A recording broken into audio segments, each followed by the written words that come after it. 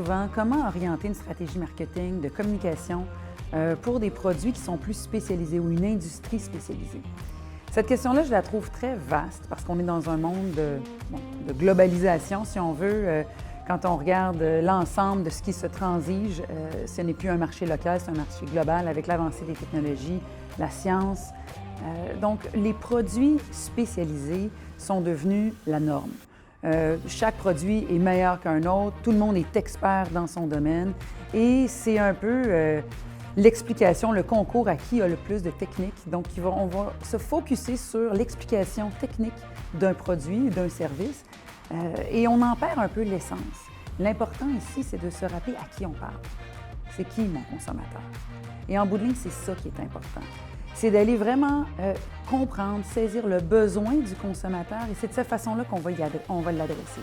Parce qu'en bout de ligne, le technique peut s'expliquer, puis on va voir beaucoup de reviews sur le web, sur est-ce que celui-là est mieux des comparables. Donc, c'est important d'être fort au niveau spécifique, technique.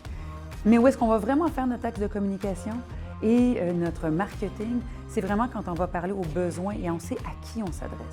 On a peut-être un avantage quand c'est un produit spécifique parce que notre niche, notre consommateur est plus pointu. Donc, on peut encore mieux le connaître. Raison de plus pour s'adresser à l'individu en fonction de ses valeurs, de son besoin et de vraiment qui il est. Et quand on est capable de connecter au niveau humain avec notre consommateur, on a beaucoup plus de chances de retenir son attention.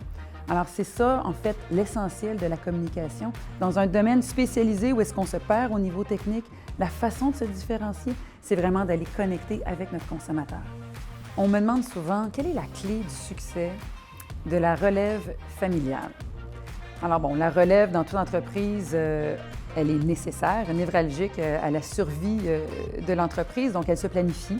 Elle se planifie sur une longue période. Quand on parle de relève familiale, surtout ici au Québec, sachant que notre tissu économique est grandement constitué de PME familiales, comment est-ce qu'on s'occupe de cette relève-là? Alors, il y a plusieurs associations qui existent pour aider la relève à se préparer, à reprendre les rênes, à reprendre le pouvoir, à racheter les actions. Il y a des coachs. Et ça, on le regarde beaucoup du côté de la relève. Mais qu'en est-il du cédant? Et je pense que c'est là, en fait, un des points qu'on oublie souvent, qui n'est pas assez mis de l'avant. Qu'est-ce qu'on fait pour accompagner la personne ou le fondateur, l'organisme qui va vendre ou transférer le pouvoir à la relève? Et c'est vraiment la communication entre les deux. Souvent, on va s'attarder à des chiffres. Combien vaut la business? Combien est-ce qu'on va la vendre? Mais en fait, ça, c'est vraiment secondaire. Ce qui est le plus important, c'est la conversation, c'est la communication entre ces deux entités-là. Il faut qu'on s'entende sur quel est le modus operandi de la transition. Est-ce que vraiment il y a un désir de transition? Si oui, quand? Comment? Et en bout de ligne, c'est le cédant qui a le pouvoir de décision.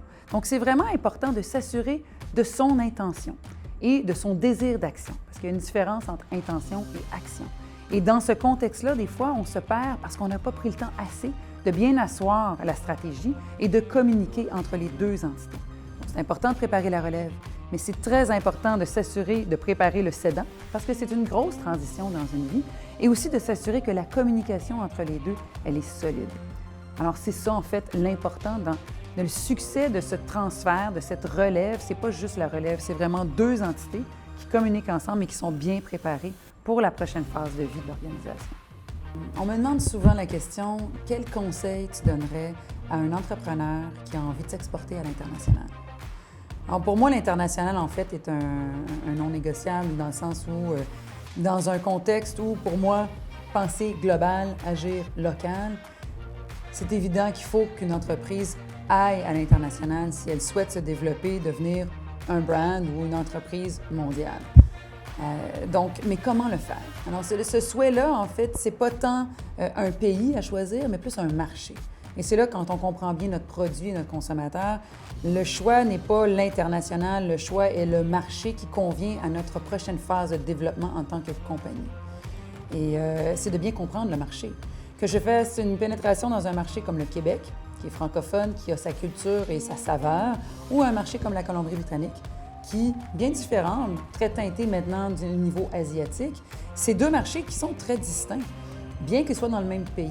Mais alors, quand on décide de rentrer dans ce marché-là, il faut comprendre les produits concurrents, les prix, comment est-ce qu'on se positionne, quel va être notre angle d'entrée dans ce marché-là et est-ce que notre financement est solide pour bien soutenir la croissance du début dans ce marché. C'est beaucoup plus ça comme plan qu'il faut avoir quand on désire rentrer à l'international que juste viser un pays ou un...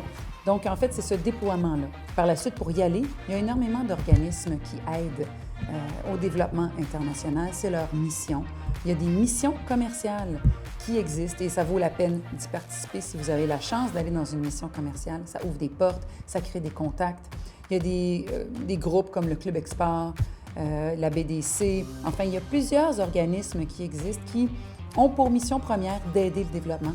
Donc, ce sont ce genre de personnes-là ou d'organismes-là vers lesquels il faudrait se tourner pour nous aider dans le développement. Alors, ce serait ça, en fait, les conseils, c'est de faire vraiment bien un bon plan d'affaires dans le marché pour être certain qu'on est bien aligné dans ce développement. C'est une bonne prochaine phase. Et ensuite, d'aller chercher de l'aide au niveau contact, développement, financement pour exécuter le plan.